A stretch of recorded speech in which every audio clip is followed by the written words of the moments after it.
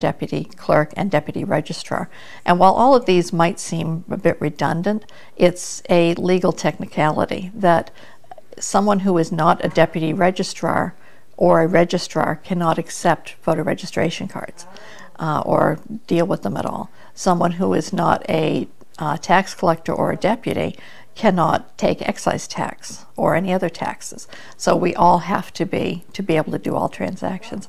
We also have two part-time folks here. It's Cindy Davenport and Alice Hamilton, and they likewise are deputy for all of us. And then we have our treasurer and finance director, Kathy Ricker, who likewise is deputy everything else, so that in a pinch she does get to go to the counter and she helps us out as well, and that gives her the legal ability to do that. My name is Kathy Ricker, and I'm the finance director here at the town of Raymond. And my job is really to be able to put the financial information together in financial statements in order to disseminate that information wherever it needs to go. So basically I put the information from the accounting system into the form of financial statements for the Budget Finance Committee and also for the selectmen. So we do that on a monthly basis. Yearly we provide financial statements to the auditor so that they can examine our books and records and give us an opinion on our financial reporting. Rita Theriot, she is my substitute. If I'm not here, she'll be able to do most of the functions, the day-to-day functions. There's a lot of day-to-day functions. I'm working on putting the bills together, getting them in the computer, producing the warrant. The warrant is just a list of the bills that vendors have presented to be paid, and that goes to the selectmen and they approve it. We collect taxes twice a year, every 6 months. For the most part, 95% of all our taxpayers pay by check, either by coming in here and going to the counter or by mail. The other 5% are coming in and paying in cash. We have a drop box outside that people can put. We would discourage them from putting cash in there. People will put their checks through the door, since we're only open to the public 4 days a week. So that's 3 other days where they can actually just drop it off and do that. You can use a credit card here at the office, and that is through the state of Maine. We're kind of piggybacked on their system. We also have a website with our bank, Androscoggin Savings, where a taxpayer can go and look up their bill and pay their real estate taxes online. And in that area, there's a couple different scenarios. They can either use it's called like an ACH check, which has a fee of $1, and then there's also, they can use any credit card they want through that. If your taxes are being paid through a mortgage company, we usually receive those in a lump sum, and there's something called CoreLogic who aggregates all that information. But we have a couple banks that aren't part of CoreLogic, so they'll send in a fax to Sue or an email to Sue saying, these are the customers that we have, give us how much they owe, and then several weeks or days later we'll get a check from them, and it will cover more than one taxpayer. My name is Rita Theriot. I have been working for the town of Raymond for 14 years. I've worked up the ladder. I am now deputy treasurer and deputy clerk. Also, I am the human resource officer for the town. A payroll day, for example, I come in and do the payroll files to send off to the bank to get them ready for paychecks.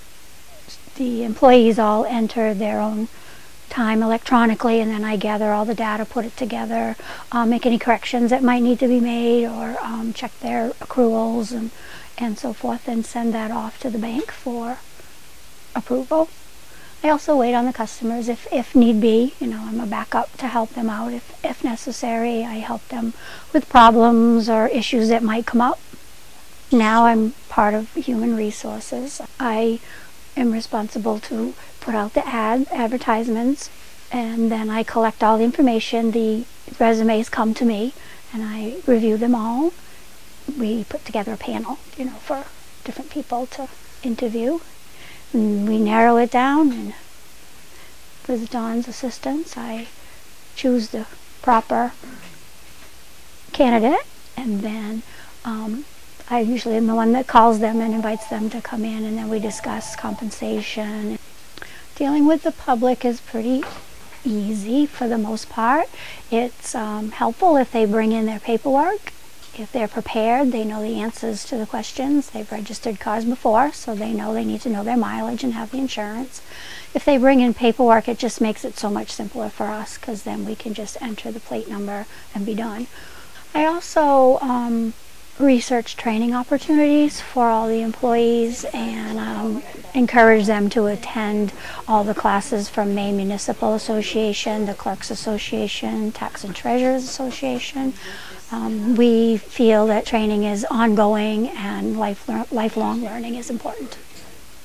Hi, I'm Sue Carr. I'm the tax collector for the town of Raymond. I've been here for 11 years, worked up to be the tax collector. As the tax collector, we have to abide by the state laws. So the state law in Maine states that the owner of the property is determined as of April 1st.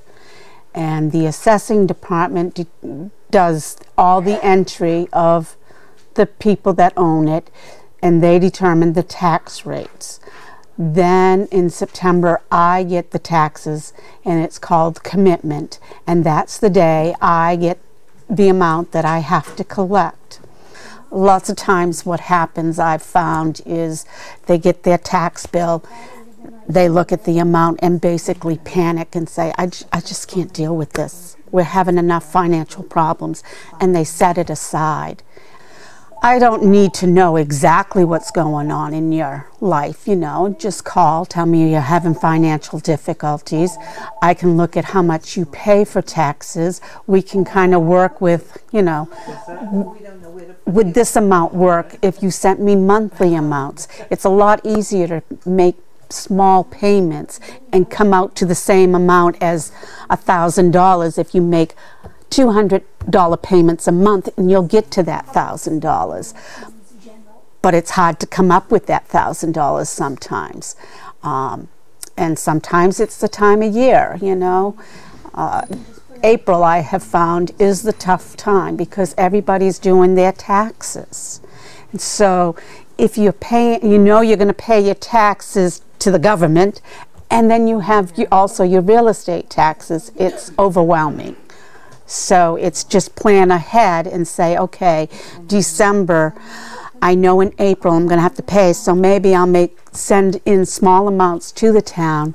I'll be caught up. I'll only have a small payment left over in April. And your tax bill, when it goes out, will show what you have left to pay. I do work at the counter, so I do registrations,